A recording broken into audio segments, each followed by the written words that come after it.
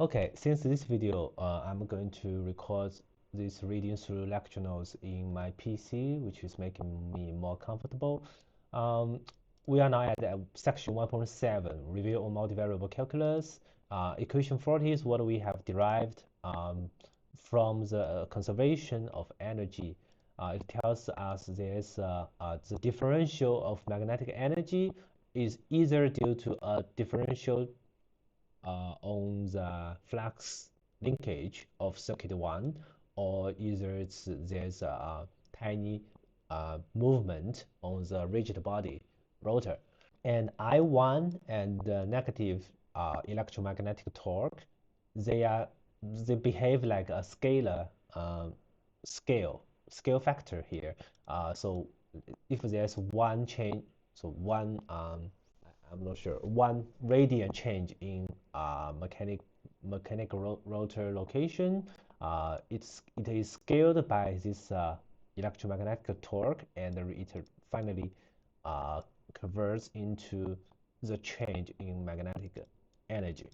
And in math classes, in calculus, this is a scalar function, and we are going to and the total differential of a scalar function is actually scaled by the partial derivatives of this scalar function with respect to the state variables x, y, z. In this case, we are considering a generic scalar function q as a function of x, y, z here.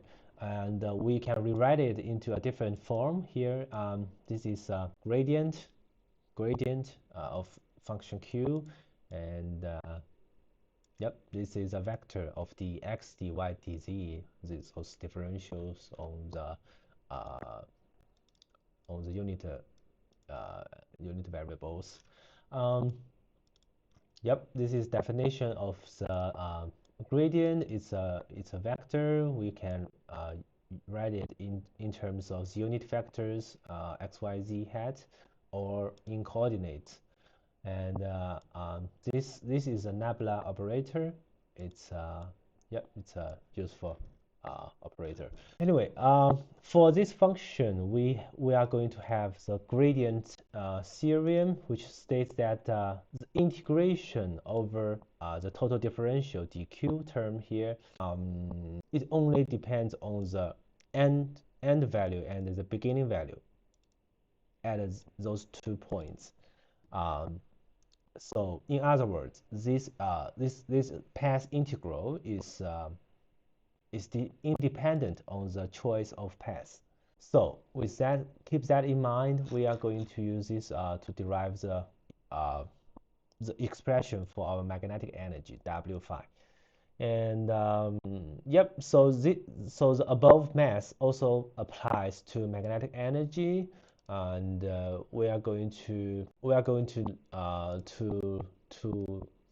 have this equation for our torque, right? So the 43 equation is equal to equation 40. That's why we know this term is equal to negative TEM here. Yep, that's it. If we have the expression for W phi somehow, we take a partial derivative on theta, we will finally get the torque. Okay, so without knowing torque, we are going to need to get an expression of W phi. To do that, we need some physics inside here, such that when there is no magnetic energy, there is no magnetic torque. That's it. So using this, and we are going to integrate for theta first, and such that the torque is always 0. Then, and we reach any state that the theta variable can take. And we are going to integrate for other 2 variables. Oh, we only have 1 here. So psi 1, the other variable psi 1 here. Okay, but to do that, we need to first make sure magnetic energy W phi is equal to 0. And that's not easy to do, because we do have derived some results that so w5 is equal to the integral of EI dt over time, and there is a constant. We said there's a constant term here, and this is contributed by the permanent magnet, right? This is due to PM. That's why even we stop the excitation to the circuit. So this the first term, electric excitation is 0. We still have to deal with the magnetic energy that's contributed by the permanent magnet. Yep. So there are basically two methods to create a null state for magnetic energy W5. We are going to use the second method. That's we simply model PM as a field winding. It's another circuit. We are going to denote it as circuit M+1. So PM is circuit M+1. M is the phase number for our armature coils or winding. So in this case, we only have one armature circuit. That's number 1. So that's phase number M is 1. So with that in mind, we do have 2 circuits here. So we need to rewrite our conservation of energy equation such that we need to consider all electric power that has been injected or applied to this isolated system.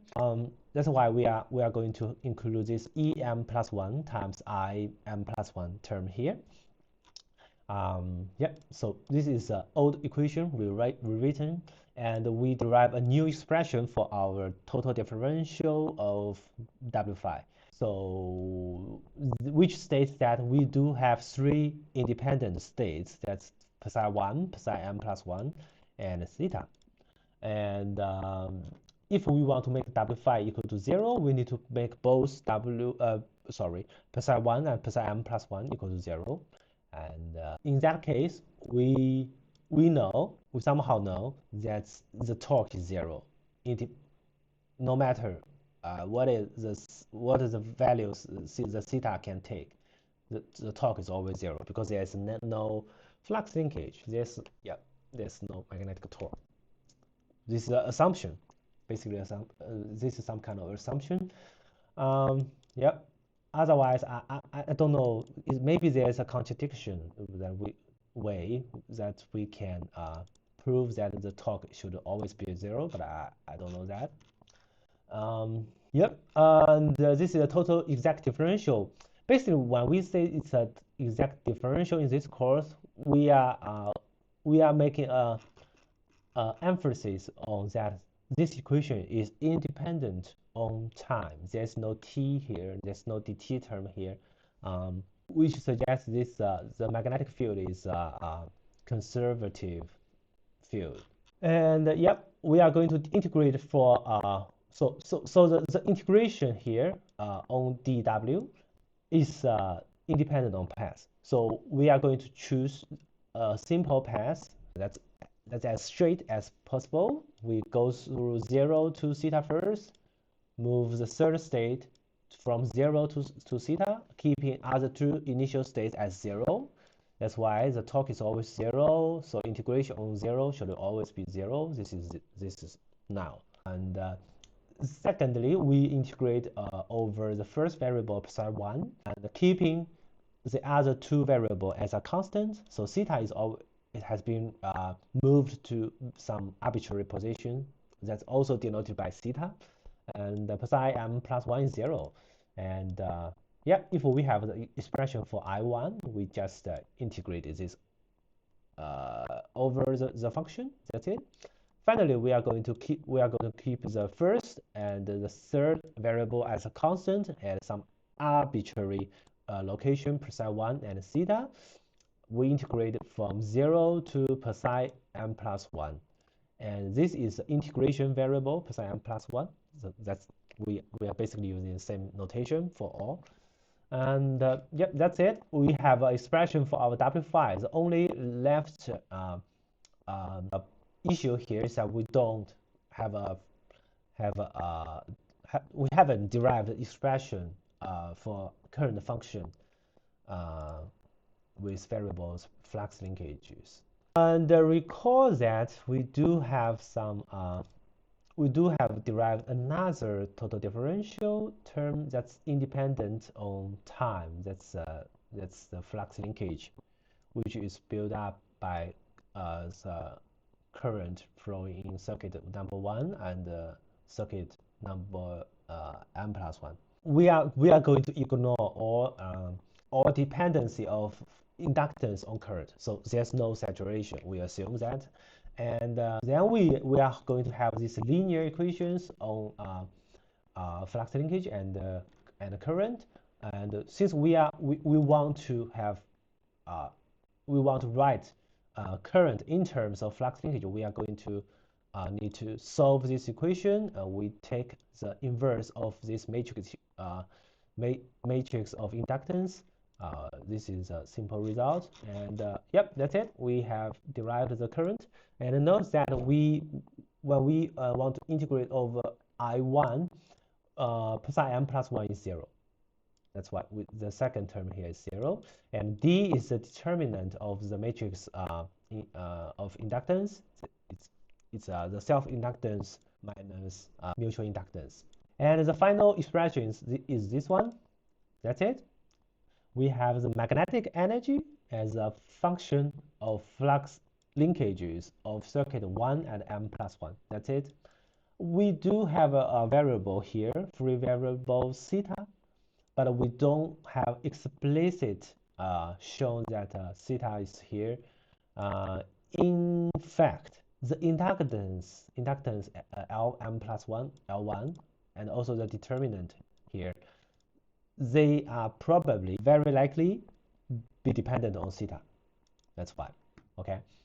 But this is leading to another issue, because the torque expression requires us to take a partial differential, a partial derivative over theta, but theta is in the inductance and it's in the denominator of this expression, which is making this process complicated.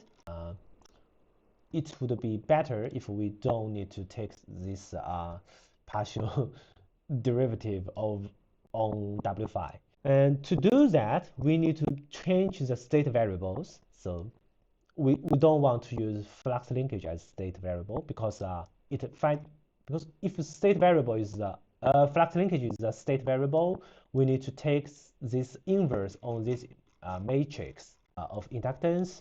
That's when we introduce the determinant in the denominator. So it would be better if we directly use current as a state. To do that, we introduce a different mass concept that's known as co-energy. So it comes with W phi. Whenever there's W phi, there's co-energy W prime phi. Okay, it's defined as this. So, yep, we are going to use this. So the total differential of I1 plus psi1. So I'm going to. It's equal to this term here, and so notice this formula, this equation. That's how we replace the state variable d per psi with current I. So by taking total differential on both sides of this equation, we finally derive this new equation. We have substituted the equation for W phi. Yep, I don't have it here. Yeah, that's it. So note that the torque now it has a positive sign, and the current is a state variable. That's it. Okay, so basically this is also another total differential. So TEM function here should be equal to the partial differential of W prime phi over partial theta. Okay, and similarly we are taking the path integral with a preferred path. So it's basically from 0, 0, 0 to 0, 0 theta to I1 0 theta and to I1 I plus I m plus 1 theta. And this is our result. We are going to write it into these bold symbols I, L, I. That's this is transpose. This our bold symbols means vector or matrix, such that we are going to take this partial derivative on core energy, and the result is much simpler than the previous one relating to the W phi function. Yep. Note that theta and current, they are independent state variables. That's why the current just don't take partial derivative on theta. So this is our result. And yep, let's look at some examples. In simple case, when m is equal to 1, the torque expression is like this. So we do have this. So if self-inductance is changing, we have some kind of torque. This is also self-inductance of the circuit m plus 1. That's Pm. So this term is basically sorry. This is not self-inductance. This is a mutual inductance between circuit 1 and m plus 1. And this is self-inductance of the Pm. This is also known as the Coggin torque in practice. And in most cases, this term is 0 because we are going to make L1 as a constant. We try to do that. So this term is yeah, but it's really not 0 in practice. There's still some. It's due to the slotting of the stator iron core, and yeah. So let's consider our some generic expression for our current. So let's assume it has some kind of phase angle. It's yet to be designed. It has some kind of amplitude. I2 is basically Im plus 1. We are going to assume this is a constant. Yep. And we don't yet derive the expression for our self-inductance or mutual inductance. We are going to do that later. For now, for this example, we are going to assume the self-inductance is not changing with respect to theta, but the mutual inductance is has a cosine component in it. Even it does not. Even if the mutual inductance is not like a pure sinusoidal or waveform, we can still do Fourier expansion to make sure there's this fundamental term here. A number of pole pair NPP here states that the rotor might have multiple of north poles and south poles PM on it. Yep, so this is our result. It's rather complicated, so we are going to consider some simple case. For example, our rotor current, or we can say our PM is constant. It's not changing. The current is also not changing.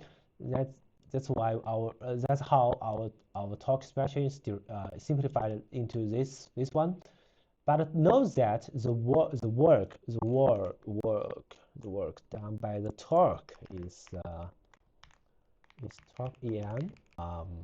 We are going to integrate it over theta, and let's say 2 pi. So that's one mechanical revolution. What is the integration of theta for equation 65? It's equal to 0, right? That's why we are going to pick a proper variable phi1 such that it's dependent on theta, or you can say it's dependent on time.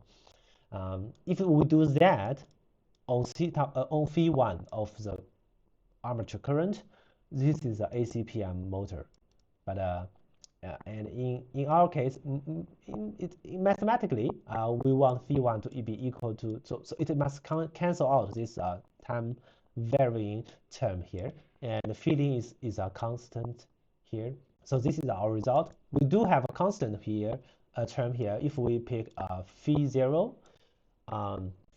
to be pi over 2, this one is 1, and our integration over 0 to 2 pi is not 0 anymore, but we do have another, we will say this is kind of pulsating torque. It's a torque ripple in our motor. So that's why single phase ACPI motor with a sensor that's measuring our rotor angle theta is not very good. It's not good. Yeah, basically we don't have single phase ACPI motor, but it's doable. It's possible. Okay, let's consider another DC motor example. So basically, there's no DC motor in fact. The motor by what is his name? Faraday. I think it's Faraday. Yep. Basically, 200 years ago, there is a DC motor. So it's made by some PM, a copper wire and salt water. That's true DC motor. So the current in the coil, in the wire, it's not really changing its direction. That's DC motor. But what do we say? That's a DC motor in our daily life. There's basically no. It's DC current on. We take if I1 and I2 is constant, the integration over 0 to 2 pi is 0. That's one. We realize that maybe we can play with I1 here. For example, we can make I1 to take the same sign of this sign function, which makes the integration, the work done by the torque is non-zero. And here is an example for that. Let me see if I can. And this is a video I found on Douyin. It's uploaded by a user Dover. Dover, D-O-V-E-R. And it's a very interesting example of a DC motor. 没有任何磁铁，只有2个线圈，转速快慢取决于电源电压。宝贝们可以用安全电源尝试一下，当然这里还是有一点小小的套路才能转起来。机灵的宝贝可以把评论写在答案。So we do have some flash sparkle. Yeah, it's a sparkle here. So it suggests that the current is turned off over on an inductance. That's why we see those sparkle here. And yep, that's one way to have a non-zero integration on this expression here. So what he has done is this Dover has done is basically they make I1 to be equal to I don't know, maybe some constant current I0. Yeah, to simply put, and to make sure that's our theta. So I would say it's his MPP number is 1, and like this. And on the other, so he peels off some insulation such that the copper wire is only inductive on half of its revolution, right? That's how this is basically his controller here. It's also possible to make so the principle is easy. Try your best to make this the integral of torque over one mechanical revolution to be non-zero. That's it. So yep, based on the same concept, our modern I'm not going to say modern. The DC motor we see in our daily life is really using a different. It uses carbon brushes to make sure the controller is like this. Yeah, that's it.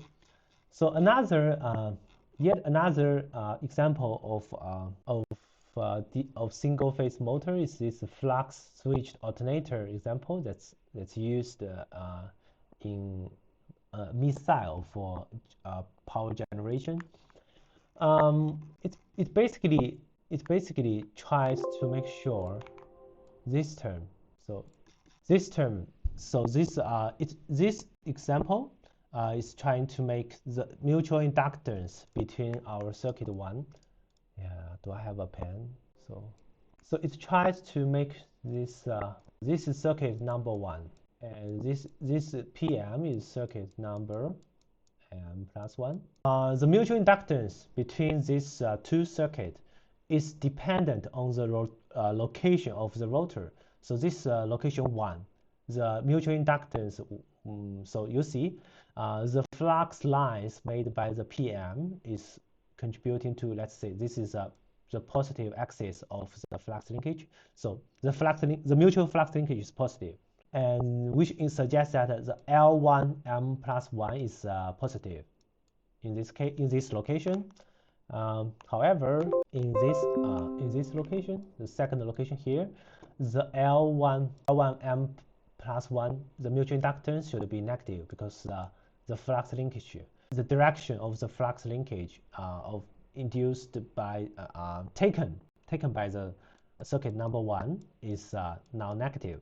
So the sign of the mutual inductance is alternating depending on the rotor location, which will, according to Faraday's law of induction, resulting into some kind of back EMF here. So this is electrical power that we can use to